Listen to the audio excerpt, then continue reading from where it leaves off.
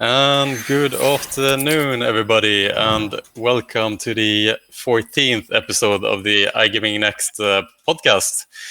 Today, I have with me James Marshall, the CEO of Push Gaming, who's here. Hello, James. How are you today? I'm good, thanks, Pierre. How are you? Good. I'm fantastic, actually. It's hard to complain, and it's like I don't know how warm it is on this island now in Malta, but it must be upwards like 45 degrees. It feels like, at least, but Good, but that's okay. good. Where are you located at the moment? Oh, I'm in the UK, so I'm based obviously from home at the minute in yeah. Surrey, and I don't have a 45-degree problem at the minute. So Yeah. It might be slightly exaggerated, but as a Swedish person, that's what it feels when you're in Malta for the whole summer here. Um, So, James, you're the CEO of Push Gaming, yep, obviously a very popular games producer based here in Malta. Do you want to start by introducing yourself a little bit more? What sure, your history is? How long have you operated the company and sure, so forth? sure. So I've been in the gaming industry for almost 15 years now. Prior to starting Push Gaming started Push Gaming in 2010. My business partner Winston Lee. Prior to that, I worked for a game studio in Sydney called Next Gen Gaming. But yeah, 10 years with Push Gaming. It's going to be 10-year anniversary this year. So we're obviously a game studio. We're based in the UK, Malta, and a presence in the yeah, we're behind some of the most not most popular games, but a lot of the popular games that are in the market, such as Jam in Jars and Wild Swarm, Fat Rabbit, Humble, Razor Shark. So yeah, we've been growing quite a bit over the last couple of years. So Yeah, it's great to hear. Great to hear him. So, I want to start up by. I mean, you've had some successes, like you mentioned. You mentioned a few of the more popular games that you have with Push Gaming. But yeah. what's your favorite game that is not produced by Push Gaming? Oh, I am, I am enjoying, I'm enjoying Crazy Time actually. Mm, So we've been looking at that game quite a bit, and it's quite good. I mean, I think even Todd mentioned it on his talk with you. Like the table games have not really appealed to me personally for a long time, and one of the main sort of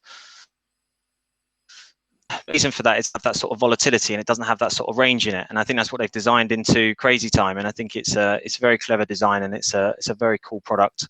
So yeah, I mean, I'm enjoying that. It's obviously a very recent game. mm. So yeah, it depends when you ask me as to what game's my favorite. Yeah, But at the minute, Crazy Time is a very cool game. yeah, fair enough. So I mean, on that note, it's quite interesting game. Obviously, they have managed as Evolution Gaming to really bring in this kind of game show feeling into some of the game. Crazy Time, obviously, being the best example of that. Um, Yep. so, is that something that you guys, as Push Gaming, are looking to as well? Like, I mean, obviously, they are in a live environment. Um, Yep.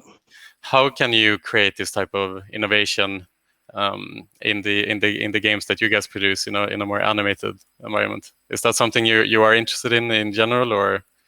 I think we take maybe a bit more influence from mobile games, and we're really considering sort of the people that are interacting with mobile games, and more that side of the market, more looking what's fun in the mobile game sector, and the types of games that are trending in mobile games. So yeah, we look at things a lot more like that. So we're thinking more around really short snacking style of games where it's sort of 10 to 15 minutes sessions. That's probably a bit more interesting for us rather than the big sort of production of game shows and things like that. That's definitely more our focus. Okay, fair enough. Okay, so let's go back to basics today. So basically, the topic of today is entertainment and iGaming industry comparisons. And what we mean by that is, obviously, we want to draw a little bit parallels to other industries such as Netflix and Disney and Hulu and these type of platforms Yep. that offers really good content. And what comparisons can we draw between these two industries, iGaming and is there anything we can learn kind of from this industry? So I would like to start off a little bit, James, to ask you about your opinion. Like we talked a lot about this, about Netflix specifically, how they invest in original content, and why that can also be something that we can draw parallels to into the iGaming industry. Is that something you can expand on a little bit, your thoughts on Netflix and original content? Sure. So before our discussions, I've looked into it quite a bit around the sort of breakdown of licensed content versus original content, and it's about 30% of their spend, and about 30% of the content is original content. So they're still obviously heavily reliant on licensed content as well. I think when it comes to the actual content itself, I think I don't think it's mattered so much whether it's original or if it's not. I think it's mattered about I think what's more important is the actual content itself, and that's probably where Netflix have done so well. They've looked at what's trending, and that's what they've produced. If you talk about if you think about the most talked about shows recently, it's been Tiger King, it's been Making a Murderer, these kind of shows. So Netflix have done very, very well to understand the trends and understand what people are watching, and to really understand their audience. So I think that's one of the big strengths that they've had. But really, I don't think it makes a huge difference as to whether something is exclusive or not. And what I mean by that is that I think from Netflix point of view, the most important thing is the actual content itself. And I think that where they've kind of exploded as a platform, and they've got, I read somewhere, something like 125 million subscribers, something along those lines at the minute. So they've got a lot of subscribers that they need to, they need to retain, and that they need to keep plowing them with content, which makes sense. I guess we don't really have that so much of a challenge in our market, in that content is much more reusable. So players can play a certain game for years, whereas once you've watched that TV show, you just want something new. So the demand for something new. So I kind of get this feeling that they have maybe invested heavily in content for the reason of more for more content, as opposed to just for it to be original. The original side of it obviously is part of their strategy as well, and they want content that their competitors don't have. But I think ultimately that they're probably expecting as well that users will sign up for multiple platforms in the same way as casino as well. They sign up for multiple casinos. So I don't think that's really the biggest challenge. I think it's making sure they get the content that they want. So I think that's where they focused most of a lot of their energy, on getting this on-trend content, as opposed to it just being original. Because we haven't seen that much original content, so to say, that are exclusive to operators in the iGaming industry. Perhaps you can fill me in here. Perhaps I'm wrong. Perhaps there's more than I know. But do you see that? Do you see as we move forward, the industry is consolidating more and more towards kind of, the operators are consuming each other. Do you think moving forward that original content and exclusive content within operators will be more of a thing than it is now? I'm not. I mean, it's happening. The operators are already investing quite a bit in in either original content from other studios or from their own studios that they're building internally. So it's already happening. We've seen some sort of crossover between suppliers and having major B2B suppliers also having a major B2C brand. So that's already happening. And again, I think if that is happening, the more that happens, I think the more focus has to be around it being original and it being something players actually want, as opposed to just being exclusive for the sake of putting an exclusive tab on a game or anything like that. I don't think there's huge value in that. I think it's about making something something very, very, very original and entertaining. And I think from my point of view, and even thinking about other suppliers, like the most important thing for us, and not to be too concerned about what other studios are doing, in the sense that there's going to be more and more competitors, and operators will produce their own games, and that's that's just a fact that will definitely happen. I think for us, it's just focusing on making our content is some of the best that's out there, as opposed to worrying about what other studios are doing, whether that's internal studios or external studios. Interesting. And Yeah, so when it comes to push gaming and obviously what you guys are doing, how do you draw any parallels to this as well? Do you have any thoughts of kind of producing original and exclusive content for operators? I know that this is has been the target of some other game suppliers. Is that something that you guys focus on as well? At the moment, no. Mainly because we're just focused on a lot of unique content that we're bringing out that we'll be licensing, that we'll be distributing. Who knows? We're keen to have strong with operators, and supplying with exclusivity of sorts is something that we're open to. But no, right now the focus is more around of building and distributing our content. Okay, so if we look again at the various streaming platforms, so the obvious examples are obviously Netflix. They kind of started this trend with the streaming platforms and the new way of generating media. In a way, they are quite similar to how an iGaming operator works, right? They are just a platform. The platform isn't the most advanced thing to create in the world, obviously, but it is all about the content that is within this platform. Now, the difference, I guess, if we compare streaming platforms to the iGaming industry operators, is that there is 10,000 operators offering the same content. Versus on the streaming side, there is only a couple of different providers that are largely offering exclusive content and so forth. So do you think that the reason as well why these the streaming platforms are investing so heavily in exclusive content is for that reason, that they don't have that many they have such large market cap, each one of them, that they can afford. They are fighting for the same customers. I'd say there's only a few platforms. And do you think that's also a reason why there isn't the same focus on original content in the iGaming industry, because there isn't really an operator that has a massive market cap in general, and thus they don't have the same resources? Yeah. I mean, I think that could be a reason. If you've got a platform, like say with 125 million subscribers, and it's so big, you're in a position to put original content through. I'm not sure. I'm not sure what the answer is around like exclusive versus non-exclusive in casinos. All that I kind of see it as is that in the same way as I'd imagine in the same way as streaming as well, is that the most important thing is the content itself, as opposed to whether it's exclusive or not. And I think it's about, in my opinion, it's about having the best content and making sure that you have the best games, and in the same way as on the streamer services, making sure that you have the best series or the best films. And if you look at the extent that they've gone to make sure that is the case, the best sort of documentaries that have been released, and the production value of the documentaries, how much money they're spending on that.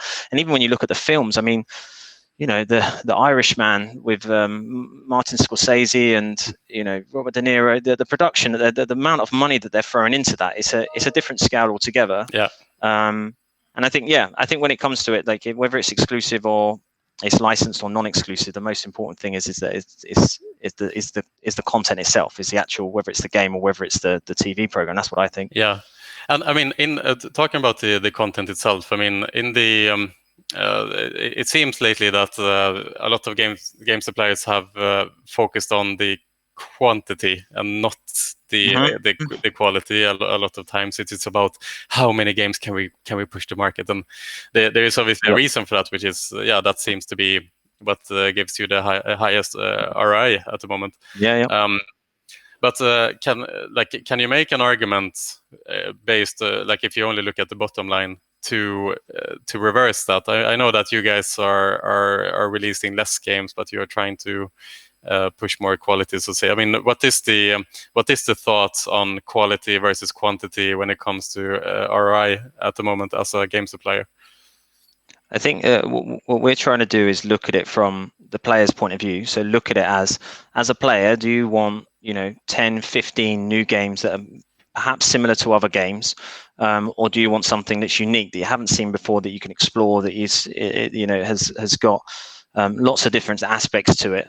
And so it's more, is it on trend as well? Is it something I haven't seen before? Is this something that's new and exciting? Whatever it is, like that for me, I think if you put yourself in the player's position, that has to be more important than the amount of games that you see. The problem is, and you're right, that there is, players do want new content as well. So they like to see new content, and there's definitely a market, especially right now. I don't know how long this market can keep going with the amount of games that are coming through.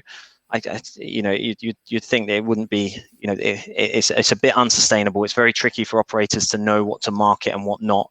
So I think, yeah, I mean, if yeah, like you say, the ROI is there. So if a game supplier has got enough distribution, they produce a game at X amount, and then they distribute it, they make their money back within a month or 2 months or whatever it is.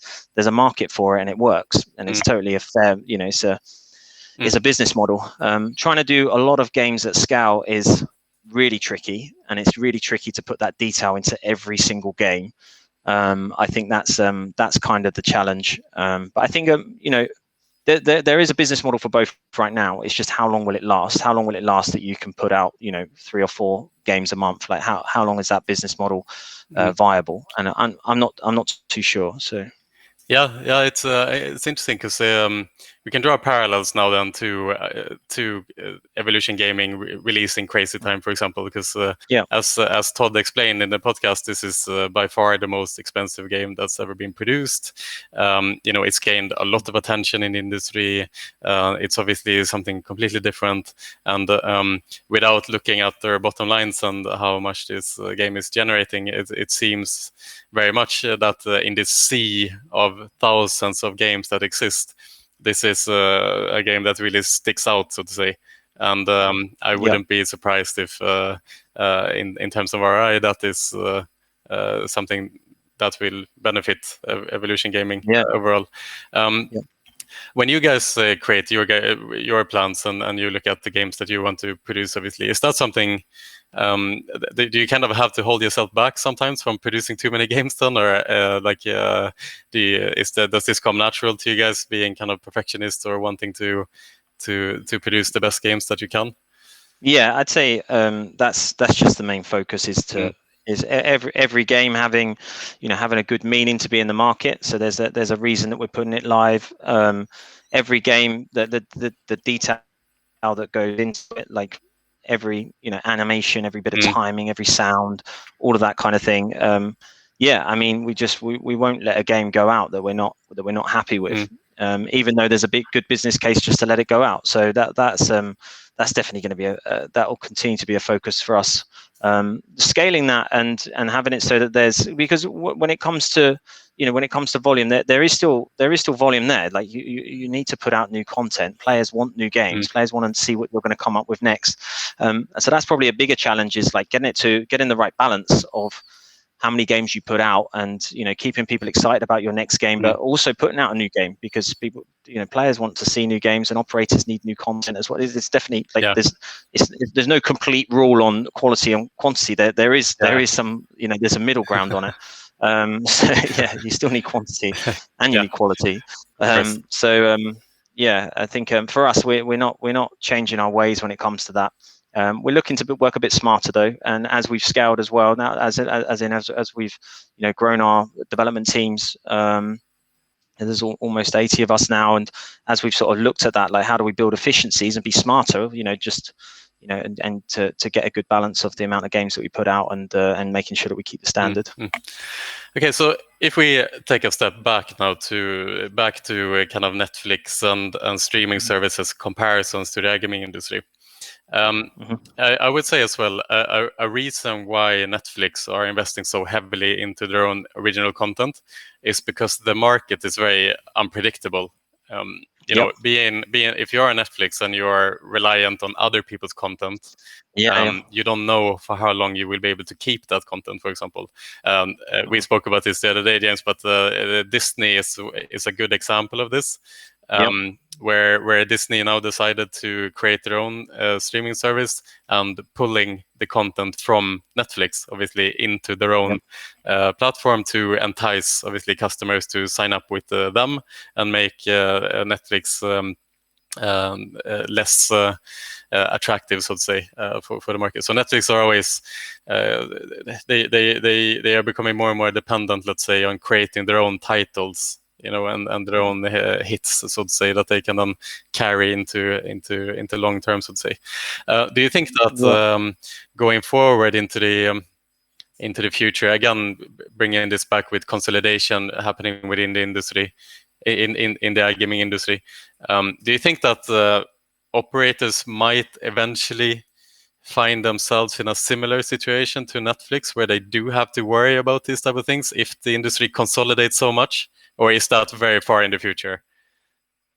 I'm not sure. So just on Disney, as we were talking about, I've been listening to a lot of audiobooks from Bob Iger, and listening to how Disney had approached their strategy, and it was all about content. They said we'll never be a distributor, and I think when you think about distributing, I don't know that much about distributing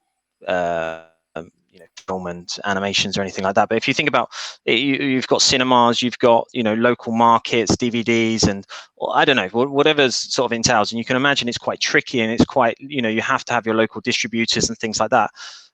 So when you and now, so if you look at that, and that was kind of the strategy for whatever 10 years, and now all of a sudden they've got an app that's got, I looked it up, I think it's about 50 million subscribers right now with Disney Plus. So 50 pretty much overnight. And so all of a sudden they've got their own distribution. They've got 50 million subscribers overnight. I just think with the shift in technology, that can happen.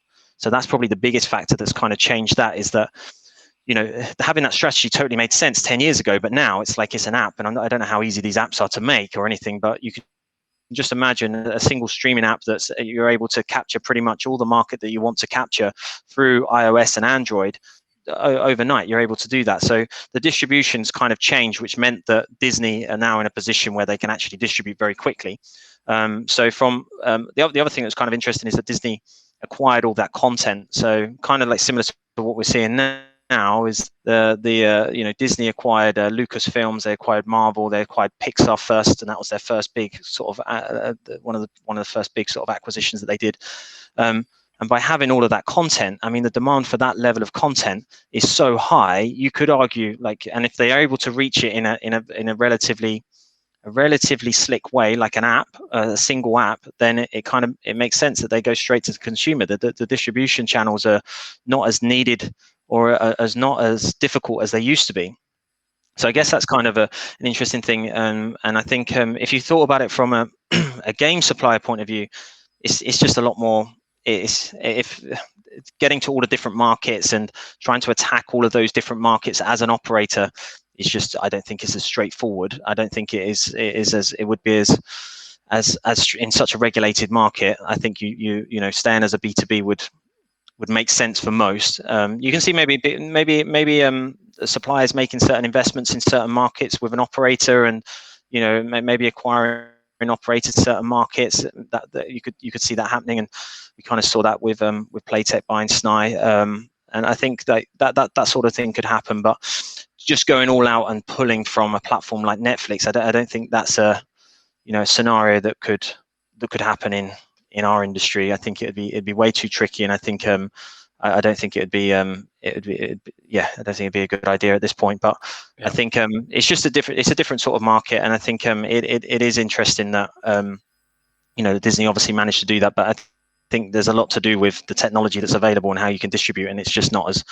it doesn't feel like it's as complicated as it is in our industry. Yeah, exactly. And I guess another point to this as well is loyalty towards the content itself, right? So if I am a Star Wars fan, I will go wherever the Star Wars content is. It's just a simple fact. To a certain extent, my life will revolve around this brand that I'm growing up with, so to say. And do you think it's possible to even get close to that type of to create that type of feeling within games that we produce within iGaming, that you're so much into Gonzo's Quest, and the following series, that you will go wherever that content is. I mean, do you ever think that we can get to a point like that, or Crazy Time, or your own games? Yeah. Oh, I think we are I think that the brands have a lot of value. I think there's a lot of value in those brands that you mentioned. I think there's, we see a lot of loyalty on our games, and there's definitely a significant following on the games. And I think in certain markets as well, like certain games are must-have games. I think there'd be disappointed players if you didn't have certain games in certain markets. So I think it does exist. I think it does. I don't think that's so much. That's so much the issue. I think operators can drive players to the content that they want to drive players to. So that they've obviously got a lot of power in that sense.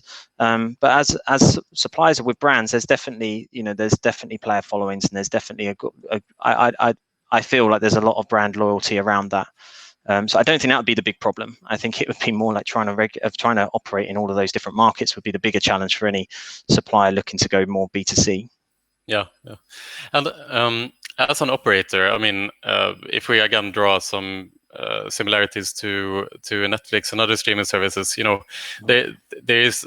I'm guessing now, but I'm assuming that there isn't really anyone who chooses their streaming service based on who has the best platform. It is again all about the content, but the thing is, within the iGaming industry, all operators essentially have the same content. Yeah. So what do you think can be done? I mean, you're not an operator now, James, but I'll ask you anyway. Like, what do you think operators can do to differentiate themselves really as we go forward? I mean, the market is getting tougher and tougher, as we know. It's getting more difficult to do. What can they reasonably do to differentiate themselves from each other if they offer the same content? If you look at it, a lot of operators, why is one operator a lot more successful than another operator? So there's obviously already happening where they're differentiating outside of just the content. There's a lot of smart things that operators do that's around tools, around their offering. I think also around building trust, building good trusted brands within the space. That's super important, especially in this industry. That can be a very, a big differentiator. If you look at it in the UK, some of the big sort of high street brands, most very trusted brands, they still have significant a big chunk of the market share in the UK. As an example, the brands are worth a lot. So I would say that I think they already are, and they're already doing some smart things that are separating them. And yeah, I mean, I wouldn't like to advise on. Of course, it's a difficult question, perhaps. But if I asked you the same question as a game producer, I mean, there's a lot of game studios. Oftentimes, the games are similar to each other in the sense that there's wheels. I mean, the games are recognizable. You have to be able to play them from the very first spin and so forth to find interest and things like that. Like, how do you try to differentiate yourselves when there are so many other game studios producing so many games at the same time? It is. I mean, it's tricky. That we sort of have a more sort of general approach as opposed to trying to look too much into the detail of certain things. Like the general approach is looking at the market trends, looking at what was fun yesterday and what's fun today, and then what potentially is going to be fun in a year's time, or and really thinking about that. As maybe opposed to what's successful right now, and looking at so not even getting too caught up on what we've been successful at. We've obviously had a good chunk of success over the last few years, and it's not getting too caught up over what has worked. And even with our competitors as well, even just looking at what's working for them. It's like we're trying to avoid getting too caught up on that and actually creating something new, and actually coming up with something that's unique, that's going to be exciting, that players wouldn't expect. And that's a focus for us. And it's very tough. I mean, it is a very competitive market, and it's it's super tough coming up with these sort of new sort of game designs, and trying to trying to be competitive, but ultimately that's just our general approach to things, and that's why we can keep coming up with something that's so different. I mean, no one had ever seen a game like Jam in Jars before. That was completely unique, and honestly, we didn't know that it would be as big a success as it is now. But that sort of thing that came from, if we just looked at what worked in that game and we tried to just let's try and make something similar, then there's a good chance we'll miss out on the trends again, because that sort of started. I don't know if it started a new trend, but it's a bit of a different trend. There's a lot of things in that game that's very different to what was available at the time. So then we kind of got a bit of guessing, because you can't use too much data in this market, I don't think, when it comes to games, because it's already old. It's already, like, players have already seen it, and by the time you've developed based on that data, you've missed the boat on the next trend. So that's what we try and do. So we just look at something that's new, and we're thinking about new things all the time, and we're not trying to be too caught up over what's been successful for us and what's been successful for our competitors. It's just about what will players be interested in, and what the trends, where's the trend heading. Yeah, trends is interesting discussion topic as well in its own, I think. I mean, I watched a really interesting digital event the other week, Collision from home. Collision is the biggest tech conference in North America. Okay. And they organized the, obviously due to COVID, they had to cancel their show, and they organized a digital event, and it was really cool, actually, in general. Yeah. And one of the topics, one of the discussions was with a 20-year-old CEO who is a content creator specializing on TikTok.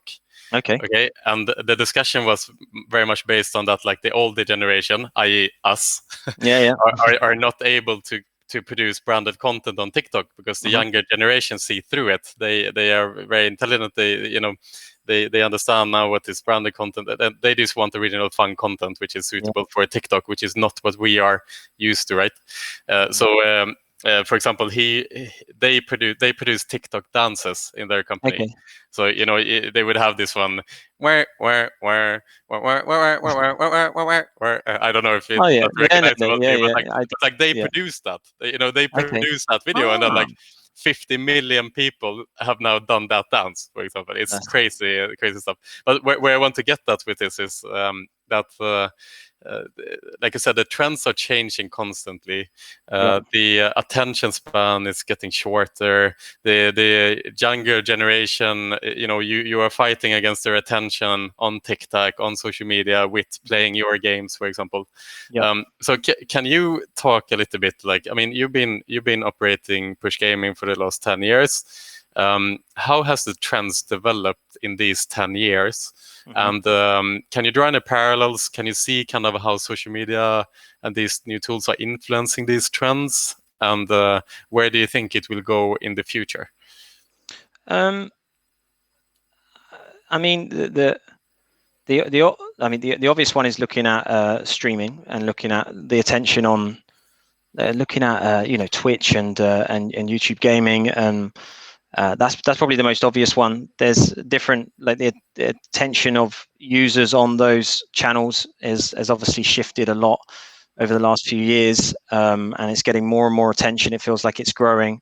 So I think that's that could play a bigger and bigger part, as it has done in console gaming, as it has done in more traditional gaming. That's so I think that could definitely be something to, obviously, for us to keep an eye on, to try and understand. And I think just where people are, like you say, around attention as well. Like what are people engaging in? What are, like, whether it's Instagram, Facebook, or TikTok, and how we can try and capture that audience somehow, in the right way, and advertise in the right way. We saw recently that TikTok is now, they're allowing advertisement now. They've got a full advertisement platform, I think I saw the other day. So things are definitely changing, and people are engaging in different things. But yeah, I guess the big opportunity for us in looking at games, the games industry, and how much engagement they get through esports and through the streamer platforms, that's got to be something that we should be keeping an eye on, and thinking about that sort of, that shift. Yeah, for sure. So for example, I mean, we all know that everyone talks about this all the time, that the attention span keeps going down because of social media. So is that something that you've seen during the last 10 years? Let's say like the average play time 10 years ago versus now. Is it similar? Is it longer? Is it shorter, for example? We always used to have this, that when we talked about mobile and between land-based and going all the way through, it was kind of, I think it's a very rough sort of estimate. So you'd say, like, if you're on a land-based terminal, obviously you're kind of a captured audience in that you're sitting down, you've got less distractions, I guess. Like you can kind of focus on that single screen. I think it's around about an hour that we used to say, look, someone would play on a land-based terminal for about an hour, and it was like 30 minutes roughly on a desktop PC, and then it was kind of 10, 12, between around 10 minutes on mobile. So that's probably the biggest thing that's changed. And if you think now that the market's wherever it is between 70 and 80% mobile, so that's probably been the biggest shift. The attention span on a mouse and on a desktop. So yeah, I wonder. It's kind of interesting, actually. I wonder now that we're not as, especially with this current situation, like how if there is a bit of a shift back onto desktop a little bit more. I know that people obviously dual screen and they use their mobiles and they watch TV at the same time and things like that. But that's probably been the biggest shift, and it's from sort of desktop to mobile, obviously. Yeah, no, for sure, and it's a good valid point that you mentioned during these last 4 months. Have people kind of spent more time on their desktop than mobile? That is not something that you have studied yet so far in your own research? We haven't looked at it yet. Yeah. We haven't looked at it, and from what I saw before, I didn't really see any sort of major changes. But we should probably look at that again and try and understand it a bit more. It'd be interesting. Yeah, for myself, definitely. That's been a big shift. I think I'm more by the laptop now, obviously, when we've been home and so forth than I usually am. Okay, we are drawing towards the end of this podcast, but I want to raise one final topic as well when we draw some comparisons into the iGaming industry again, because I think what we are drawing parallels to a lot, for me at least, is the fact that the iGaming industry is again going through a lot of consolidation right now. It's interesting to talk about other industries that have already gone through that consolidation and what that eventually can mean for the market. And an extreme example of this is on the sunglasses side and on the glasses side. We talked about this before as well, James, but in that industry, there's the Italian company called Luxottica that have kind of completely overwhelmed that market and taken over the glasses industry, basically. I read a little bit about it the other day, and they now sell more than 1 billion glasses every year. That's pretty insane. And the way they have done this is basically taken over all verticals within the sunglasses industry. So they are producing sunglasses, they are designing sunglasses, they are distributing the sunglasses, and they are also the owners of the retail side as well. Okay. So if I am a high-end brand, if I am like Burberry, for example, and I now want to create sunglasses or glasses in general, it's nearly impossible to create any form of distribution outside of my own stores if I want to sell these sunglasses, basically. And that's where Luxottica comes into play. They have this massive machine, basically, where they do everything from the designing for Burberry to the distribution to the production and the retailing as well. So it's a plug and play.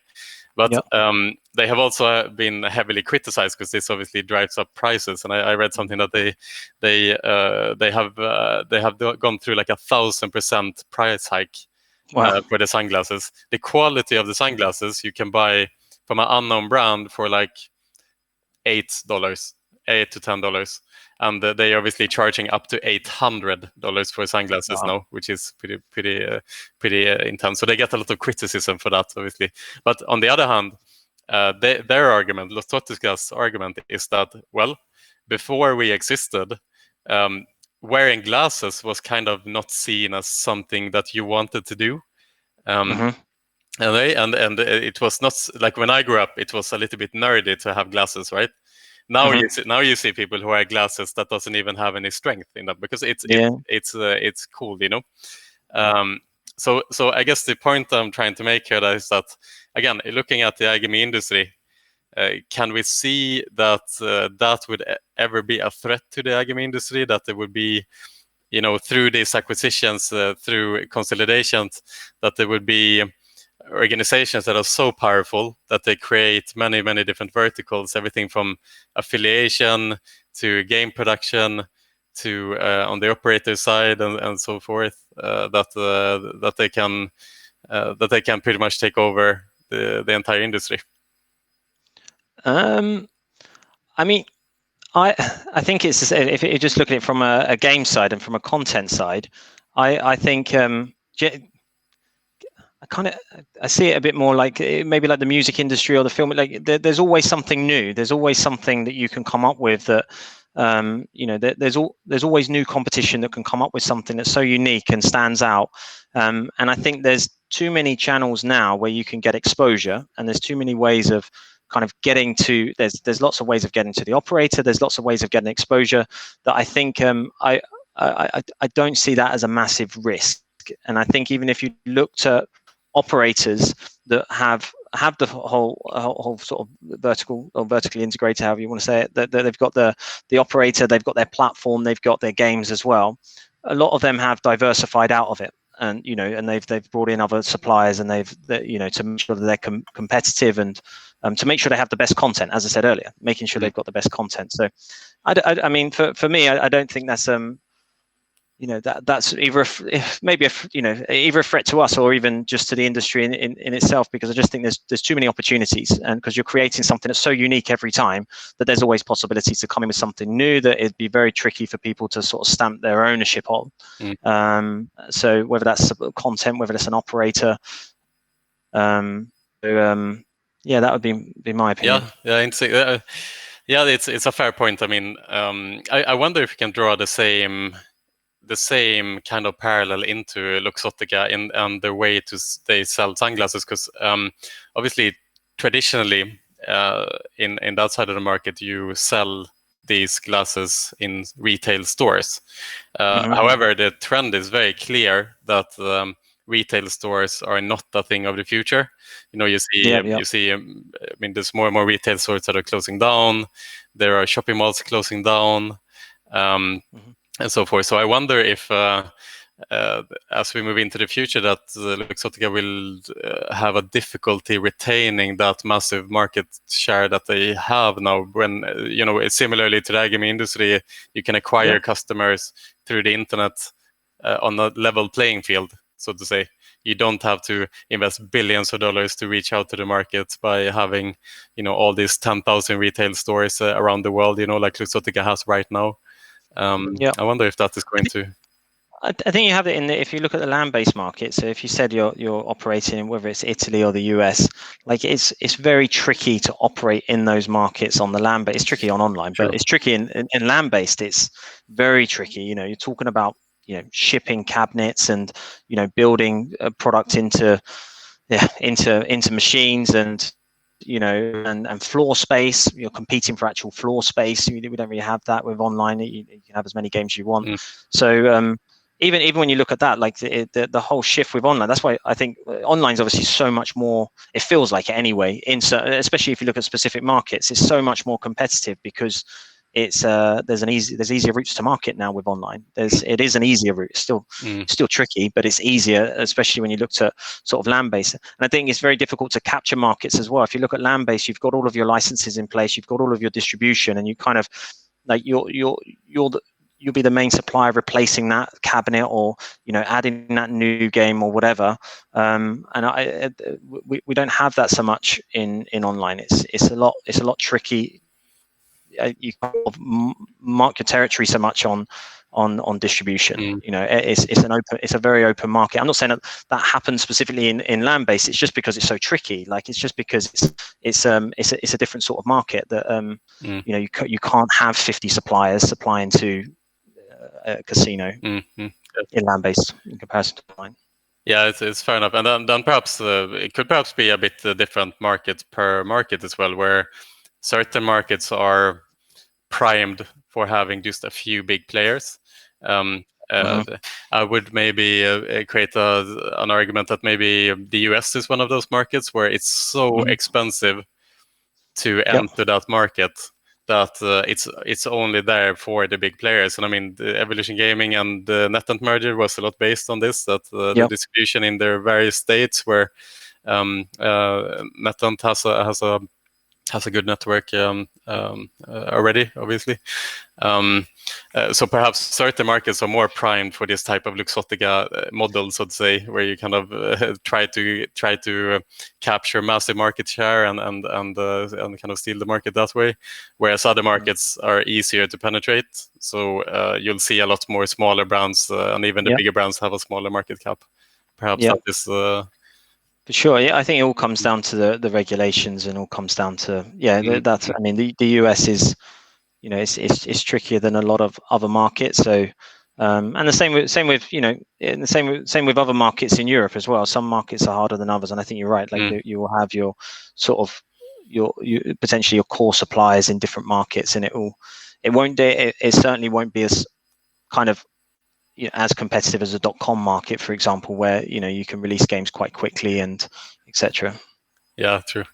Or perhaps in the end, what's going to happen is Luxottica listens into this conversation and realizes that they can take over iGaming just like they have taken over sunglasses. How difficult can it be? I mean, James, brilliant. This is super interesting to talk about. There's, I think, a lot of parallels to draw between, like we mentioned, the streaming services and other forms of industries to what is happening or what's going to happen within the iGaming industry. And I think it's also a good way of going outside of our box a little bit in the iGaming industry and thinking about what is happening within the other industries that are perhaps a little bit further down the line than ours. So I really appreciate that you coming on here today to talk about this, James. It's super interesting. I can talk about this for 4 or 5 more hours, but I think people are going to get tired of us. No worries. Thanks a lot for having me. I appreciate it.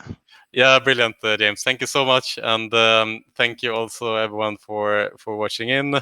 Hope you're having a lovely day, and I'm sure I will see you soon again. Okay, take care. Thanks, yeah. See ya. Take care. Let's see.